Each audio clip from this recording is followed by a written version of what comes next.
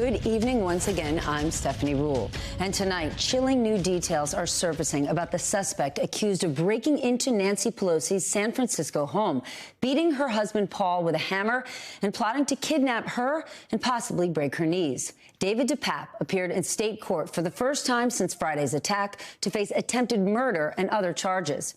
Today in court filings, prosecutors revealed that he was also targeting other political leaders. They said he told police he was on a suicide mission, and they stressed there is no question the attack on the Pelosi's was politically motivated. He specifically sought out their home. He sought out the speaker, and in turn, when he could not locate her at her home, turned his violence towards her husband. DePape has pleaded not guilty. He is now being held without bail. Tonight, the Washington Post reporting cameras at the command center for the U.S. Capitol Police in Washington, D.C. actually captured the break-in of the Pelosi's home 3,000 miles away. Here's the problem. The Post says the video was not reviewed until later. Despite all of that, we are learning from law enforcement conspiracy theories and falsehoods about the attack and its motives continue to spread. Many conservatives are now publicizing these baseless theories. And today, not surprisingly, the former president joined in. On a podcast, Donald Trump suggested, without any evidence whatsoever, there might be, quote unquote, more to the story than what officials are saying. And now, finally, lawmakers on both sides of the aisle are calling out fellow political leaders who are allowing these lies to spread. I'd like to see every Republican candidate and elected official say that you condemn this attack. That's really basic. Just say you condemn the attack. But secondarily, recognizing the fact that when you convince people that an election was stolen, when you convince people that there are lizard people that drink babies' blood, I'm not even joking, that's actually what a lot of folks believe.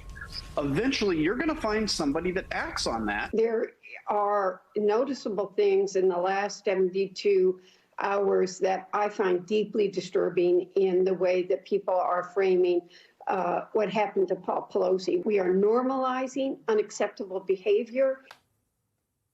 Of course, check your calendar. These developments are happening exactly 1 week before the midterm elections. President Biden spent today in Florida campaigning for two Democratic hopefuls, Charlie Crist, who's running for governor against Ron DeSantis, and Val Demings, who wants to take Marco Rubio's Senate seat. In a message tailored to Florida senior citizens, Biden warned a Republican-controlled Congress could threaten government benefits. You've been paying the Social Security your whole life. You earned it. Now these guys want to take it away. Who in the hell do they think they are? Excuse my language.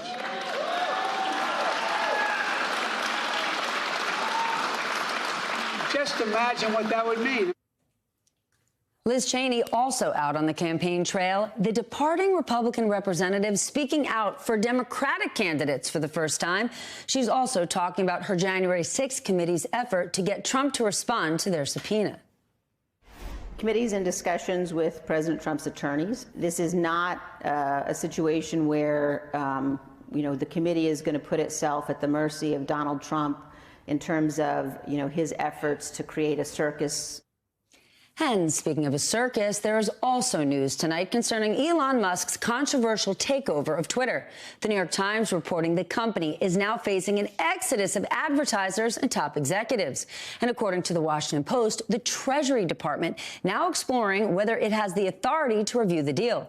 The paper says the terms of that agreement give major foreign investors, including Saudi Arabia, access to confidential information about the company and, wait for it, potentially Twitter users.